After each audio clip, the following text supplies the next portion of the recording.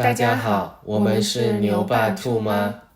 今天呢，我们来讲《Good Inside》这本书的最后一章，终于是最后一章了。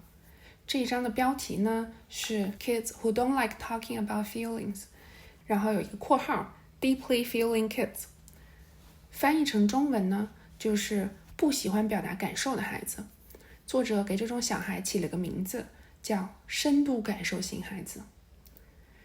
在看这一章之前呢，我非常的期待。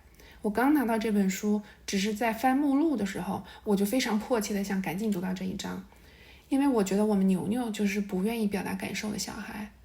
我们有一期视频分享过哈，他3岁半的时候呢，有一次被同学连着几天说是坏人。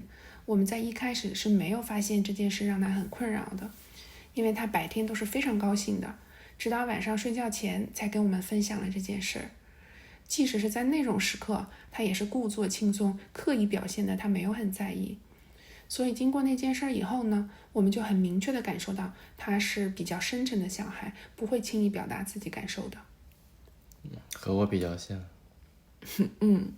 这个暑假牛牛尝试了几间 summer camp， 每次回来你就问他你喜不喜欢今天这个 camp， 他常常会说爸爸我不想说，你得等他晚上睡觉躺在床上聊天的时候，他才愿意跟你说他喜不喜欢，哪里好玩哪里不好玩。所以我读这一章之前抱了非常高的期待，我特别想知道作者有什么办法能帮到我们更好的理解牛牛，和他沟通。那我们来听听看。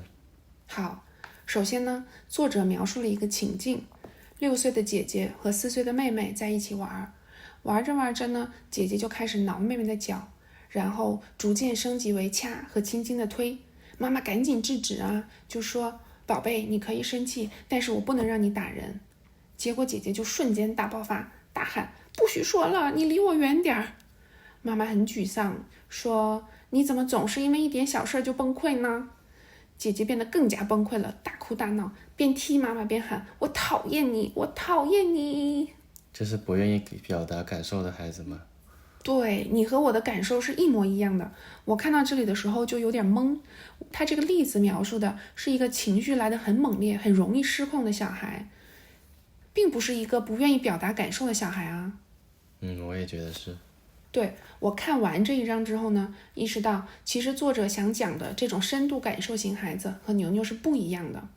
他说的这种深度感受型小孩是情绪会突然崩溃，发脾气更频繁和更持久。他们之所以会这样呢，是因为他们对事物的感受更深、更强烈、更持久。而牛牛呢，他不是这种爆炸型，而是那种内敛型。他不轻易表达当下的感受，要等到安全放松的时候才愿意分享。有道理。牛是不轻易表达感受，但他也并没有说比别的孩子更爱发脾气，他是一个非常讲道理的小孩。然后他从坏的情绪里面比较容易恢复，所以其实把他情绪安抚下来也挺容易的。对，所以我们得读别的书来解答怎么更好的理解牛牛这个问题了。好，那我们就来听听看这个例子里深度感受型的小孩，家长应该怎么应对吧。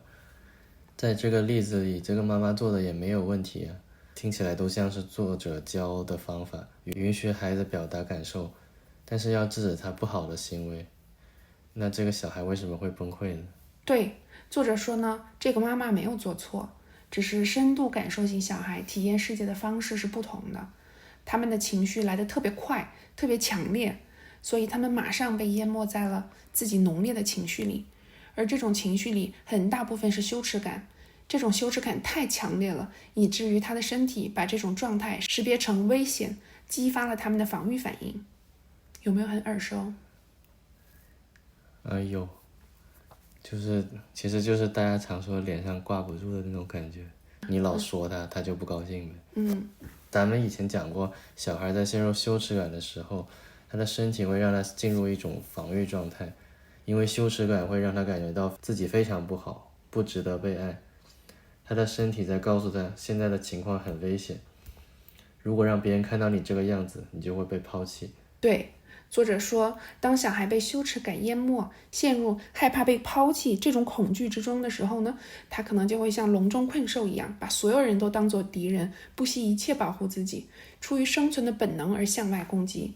这个时候，你跟他讲道理是没有用的。以前的视频学过了。当小孩陷入羞耻感时，我们得放下纠正行为这个目标，先去帮他减轻羞耻感。你得先让孩子感受到他自己是好的，他是值得被爱的，他是安全的，在一种安全的状态下，当他从这个羞耻感中走出来之后，你再跟他讲道理，他的大脑才会允许他去真的反思和学习。你这个知识点掌握的太好了。所以这个时候，如果父母用厌恶、冷漠或者责骂来回应小孩的话，小孩的恐惧就会更深，他攻击的程度就会更强。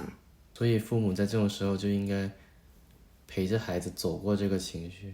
我有个问题就是，不是深度感受型小孩应该也需要注意这个，对吗？对呀，你说的太对了。其实处理这种情境的方法，我们以前是学过的。之前我们有一期视频是讲小孩打人、咬人、扔东西的时候，家长该怎么做。那一期的时候，作者提供了一个方法，在这里他又重新提了一次。那个方法就是，当我们发现孩子情绪失控了，我们可以把他抱到一个相对安全的小房间，关上门，坐在门口，确保孩子出不去。如果孩子踢你打你，你就制止他，对他说，我不会让你打我。不要说教，不要惩罚，不要多说话。你的目的是要让孩子感受到你的情绪很平稳。我们可以跟孩子说一些温柔的话，比如妈妈爱你，妈妈最重要的工作就是保护你，你有权利感受这些情绪，你是个好孩子，只是现在正在经历一点困难。我记得我们就是陪着他们把这个情绪走完。对，我还是想问是，他说的这个是深度感受型小孩情绪比较容易失控怎么办？对吧？那如果是还就是不喜欢表达自己情绪怎么办？对，这个其实是比较适用于我们家牛牛。其实好像听起来才比较更像那个名字深度感受型嘛。对，他就不爱说嘛，那你又不了解他怎么办呢？对，作者还对此提了一个新的方法，我觉得我们家可能会有用，就是在孩子觉得安全放松的时候，和孩子玩一个游戏。这个游戏就是一方陈述一件事，另一方如果赞同这句话，就大拇哥朝上；如果反对，就朝下；如果不知道赞同还是反对，就把大拇哥朝向旁边。比如牛牛不爱表达感受，我就可以在睡前我们两个躺在床上聊天的时候，邀请牛牛玩这个游戏。我可以陈述的事情是你喜欢今天的 camp， 看看牛牛的大拇哥会怎么伸出来。有道理，挺好的。这就是我们这一期的内容了。这是这本书的最后一章，终于把这本书讲完了。我们下本书再见啦。